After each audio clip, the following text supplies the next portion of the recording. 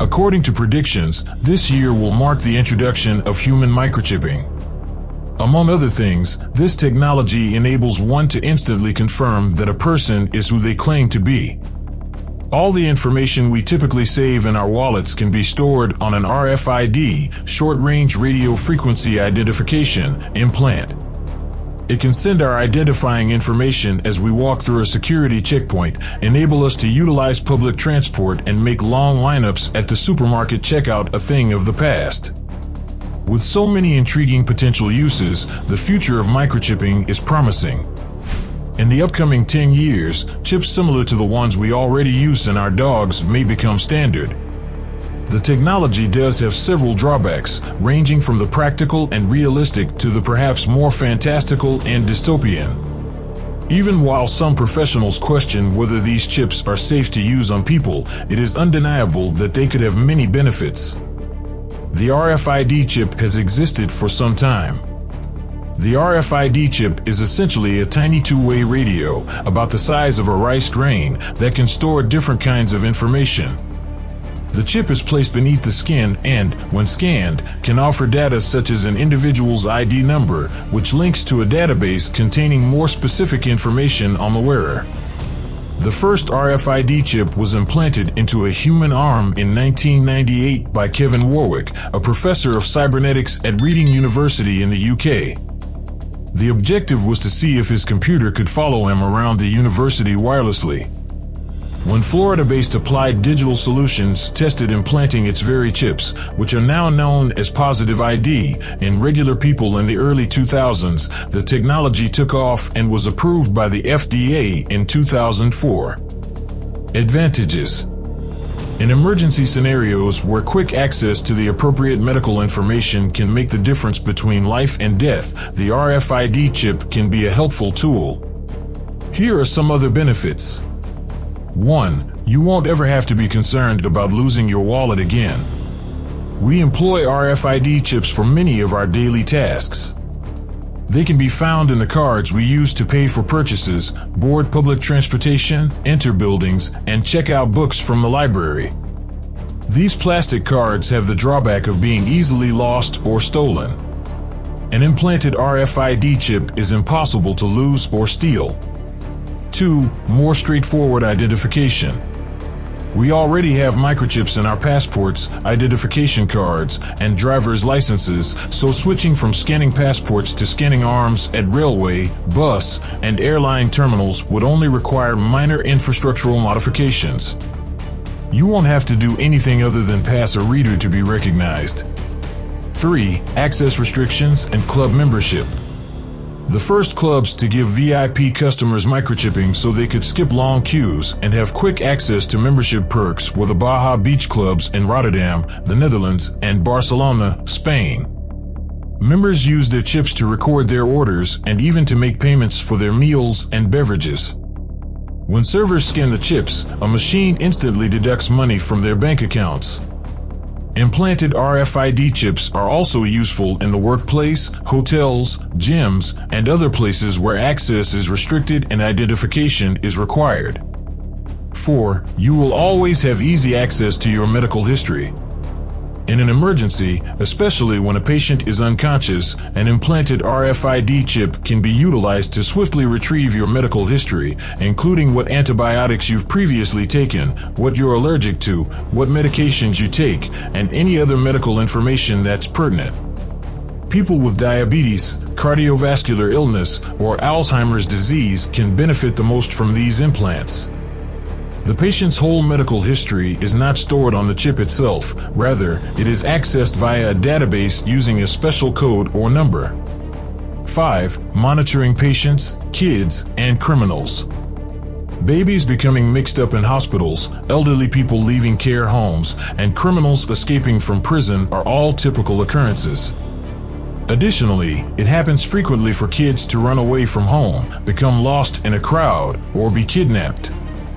The ability to follow people in these situations brings relief to millions of parents, family members, and carers.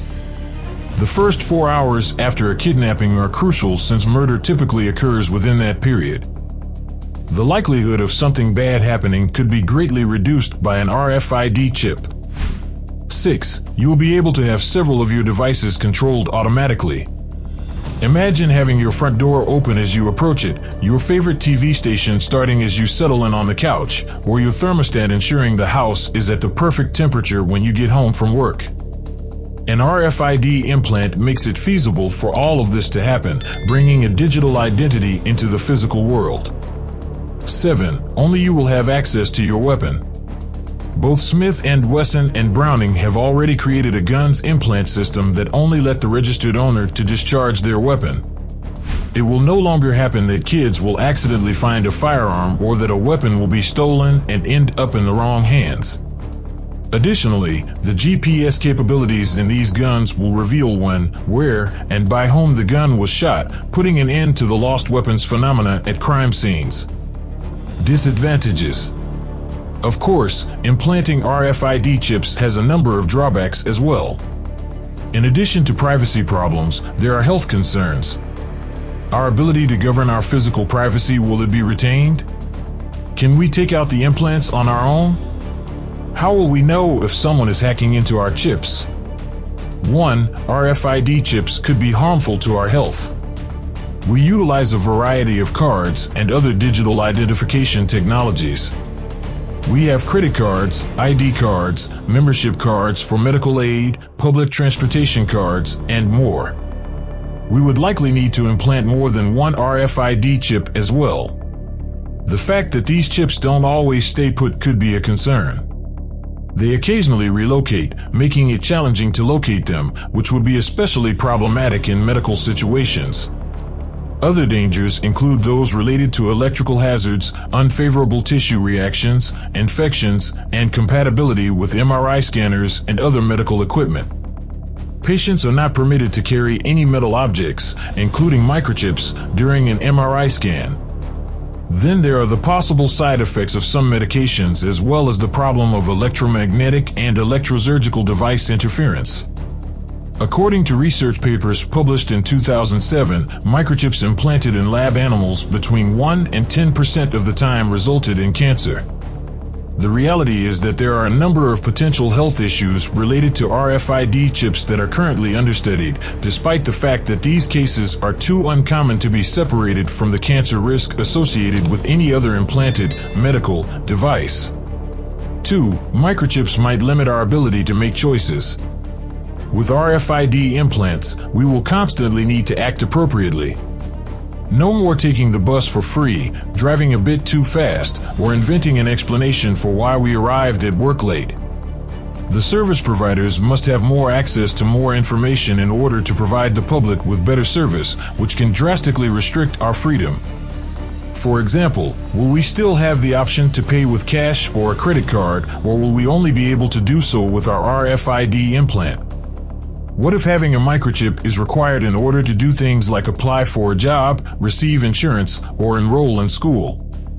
How will the implant be taken out? 3. Chips might make us easy prey for those with malicious intent. Like the majority of recent technology advances, RFID chips are vulnerable to abuse. They can become a top target for those with evil intentions, like hackers, because they contain so much vital information. Imagine being able to write to the data on your chip in addition to reading it. Your data could then be corrupted, erased, or copied as a result. This means that thieves might use your data to add their own data to it or transfer it onto it, changing both your and their physical identities. 4. We should consider who actually gains from human microchipping.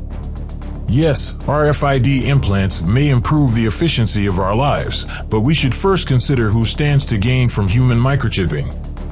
It would be quite simple for Big Brother to keep tabs on our whereabouts, activities, methods, and associates.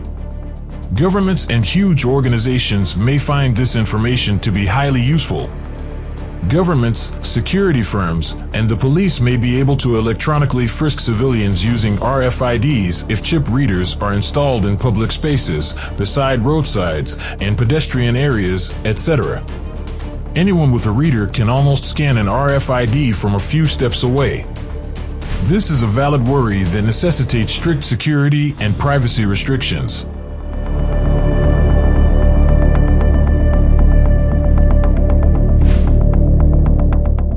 Give this video a thumbs up if you liked it and tell your friends about it so we can make more like it. Click the subscribe button to see more content like this, and don't forget to activate the notification bell. Watch our other videos as well if you haven't already. Thank you for viewing.